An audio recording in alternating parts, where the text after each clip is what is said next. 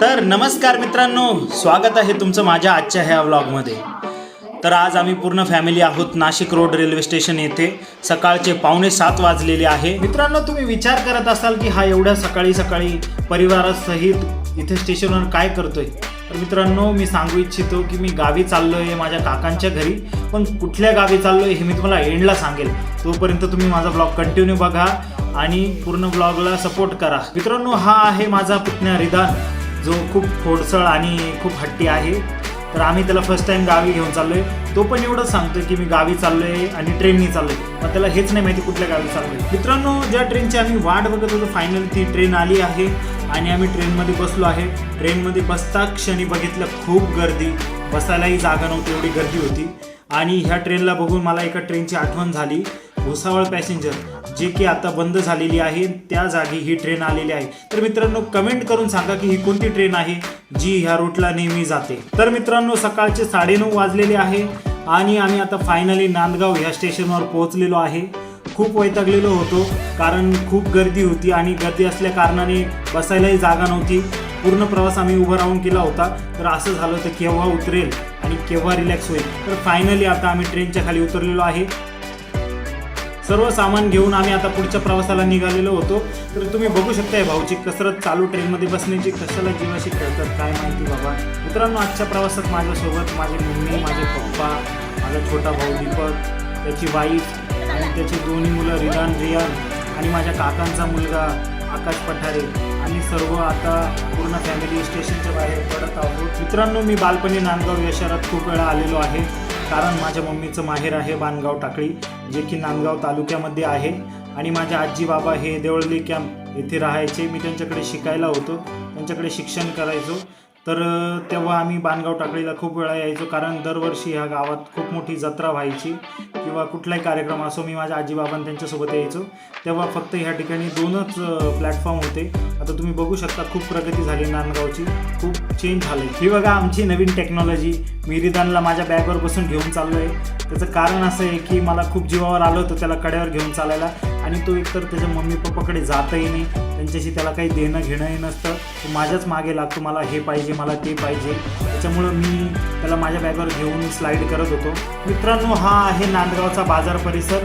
या ठिकाणची खूप वेगळीच आठवण आहे, कारण आम्ही जेव्हा बाणगाव टाकळीला जत्रेसाठी यायचो तेव्हा माझी आजी बाजार करण्यासाठी जायची, तेव्हा आम्ही सर्व या ठिकाणी बसायचो आजीची खरेदी होतं। आणि ह्या ठिकाणी एक दुकान होतं जिथं भत्ता आणि दहीवडे खूप उत्कृष्ट दर्जाचे भेटायचे। खूप जुनी आठवण आहे। तर मित्रांनो, सकाळचे 10 वाजलेले आहे आणि सर्वांना खूप भूक लागली आहे। त्याचं कारण असं आहे की आम्ही सकाळी सकाळी निघालेलो होतो आणि घरातून चहा पाणी नाश्ता काहीच केलेला नव्हता। आणि मी सर्वांना विचारत आहे कोणाला काय पाहिजे, कोणाला काय घ्यायचं, कारण आजचा कॅशियर स्वतः भाऊ किरण पठारे आहे। आणि हा बघा आमचा रियान, ज्याला मी लाडाने टाग्या म्हणतो, आणि पूर्ण टेबल पुसून काढला, सगळं काम तिथं केलं। सगळ्यांनी आपापल्या परीने नाश्त्याची ऑर्डर केली होती, ज्याला जे पाहिजे होतं तो नाश्ता सर्वांनी मागितला होता। आणि फायनली नाश्ता टेबलवर आला आणि सगळे असे तुटून पडले, कारण खूप भूक लागली होती सर्वांना। आणि त्याच्यात हे रिदानचं चाललंय मेजरमेंट घेणं, मला कमीच दिलं, मला जास्तच दिलं। तर मित्रांनो, नाश्ता केल्यानंतर आम्ही आता आलो आहे भाजी मार्केटमध्ये, कारण माझ्या आजीचं प्रथम स्मृतिदिन आहे उद्या। माझ्या आजीला जाऊन उद्या 1 वर्ष होणार आहे। तर त्यांच्या आठवणीत आम्ही छोटा खाणी कार्यक्रम ठेवलेला आहे। त्यासाठी आचार्याने दिलेल्या लिस्टनुसार आम्ही सामान खरेदी करण्यासाठी आलेलो होतो आणि आवश्यक असणाऱ्या वस्तूही त्या ठिकाणी आम्ही खरेदी करत होतो। पण हा आमचा रिदान जिथं गेला तिथं मस्ती करतो, सर्वांची ओळख काढतो, त्याला ओळखीची गरज नसते। ते भाजी विक्रेत्यांना हॅलो हाय करतोय, सर्वांना फ्लाइंग किस करतोय, सर्वांना विचारपूस करतोय। तर अशा प्रकारे आमचं शॉपिंग करणं चालू होतं। त्यात माझा मोठा भाऊ आकाश याला कुठंतरी कैरी दिसली, तो कैरी घेऊन आला आणि सर्वांना वाटून देत होता, रिदानला देत नव्हता। त्याचं कारण असं आहे की रिदानने ते कॅरेटमधून न विचारता टमाटर उचलून घेतलं होतं आणि ते टमाटर अर्ध खाल्लं होतं। तर त्यानंतर त्यांनी कैरी बघितल्यानंतर तो टमाटर फेकायचं म्हणत होता आणि मला कैरी द्या असं म्हणत होता। त्यामुळे त्याचं मजा घेण्यासाठी त्याला कैरी देत नव्हतं। आणि मम्मीची तिकडे वेगळीच बडबड चालली म्हणे, असं खूप टमाटर येतं म्हणे दारावर, तेव्हा खात नाही म्हणे किंवा घेत नाही, आणि इथं आता टमाटर उचलून घेतले आणि त्याच्यात कैरी पण मागतो। कैरी खूप छान होती, खूप गोड होती आणि आंबटही होती। त्यामुळे आम्हाला खायचा मोह आवरला नाही, आम्ही तिथेच कापून खाल्ले आणि एक सोडून खूप साऱ्या कैऱ्या खाल्ल्या तिथे। अशा प्रकारे आमचं वस्तू खरेदी करणं चालू होतं। पण मम्मीचं काय बाजार घेणं थांबतच नव्हतं, कारण खूप मोठी लिस्ट होती आणि मी खूप वैतागलो होतो।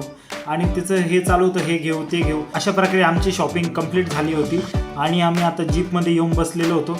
पण ह्या जीपची खासियत अशी होती की जोपर्यंत सीट कंप्लीट होत नाही तोपर्यंत ही जीप निघणार नाही आणि त्या साईडला जाणारी ही एकच जीप होती. तर अशा प्रकारे 1.5 तास वाट बघितल्यानंतर फायनली ही जीप चालू झाली आणि आमचा प्रवास सुरू झाला. जीपवाले काका त्यांच्या जीपचा स्पीड वाढवायला काय तयार नव्हते, त्यामुळे मला माझा व्हिडिओचा स्पीड वाढवावा लागला. तर मित्रांनो, तुम्ही बघू शकता ही माझी संपूर्ण फॅमिली आहे. माझा भाऊ, त्याची वाईफ, माझी मम्मी, माझे पप्पा, माझा मोठा भाऊ आकाश जो माझ्या शेजारी बसलेला एकदम गॉगल बिगल लावून एकदम कडक लुकमध्ये, आणि माझा पुतण्या. फायनली आम्ही आता गावामध्ये पोहोचलेलो आहे. मित्रांनो, मी तुम्हाला ह्या गावाबद्दल थोडी माहिती देतो. हे गाव आमचं स्वतःचं नसून हे गाव माझ्या पप्पांच्या मामाचं आहे आणि माझे पप्पा खूप लहान असताना त्यांचे वडील वारले होते, त्यामुळे ते ह्या गावात स्थायिक झाले आणि ह्याच ठिकाणी माझे मोठे काका राहतात. बालवयातच माझे पप्पा घरातून कामधंद्यासाठी नाशिकला आले होते आणि ते तेथेच स्थायिक झाले. तेथेच त्यांचं लग्न वगैरे झालं, त्यानंतर आमचा जन्म वगैरे झाला. तर मी ह्या गावात जास्तीत जास्त 4-5 वेळा आलेलो आहे. मित्रांनो, ह्या गावाची एक खास ओळख आहे. ह्या गावात प्रत्येक घरोघरी एक सैनिक आहे जो देश सेवा करत आहे आणि नवीन नवीन तरुणी आता देश सेवेसाठी तयार होत आहे. मित्रांनो, तुम्हाला जास्त आतुर न करता आता मी ह्या गावाचं नाव सांगूनच देतो. हे आहे नाशिक जिल्ह्यातील नांदगाव तालुक्यातील जातेगाव. तर मित्रांनो, दुपारचे 2 वाजलेले आहे आणि आम्ही फायनली आता माझ्या काकांच्या घरी आलेलो आहे आणि तुम्ही समोरून बघू शकता माझ्या काकू आल्या आहेत. त्या रिदानला शोधत आहेत आणि रिदानला विचारत आहे आणि कोणाचं छोटं पोरगं आलेलं आहे घरी. तर मित्रांनो, माझा हा छोटासा प्रयत्न आहे तुमच्यापर्यंत पोहोचण्याचा. तर मित्रांनो, माझा हा व्लॉग तुम्हाला कसा वाटला नक्की कमेंट करून कळवा आणि जास्तीत जास्त शेअर करा आणि असाच सपोर्ट असू द्या.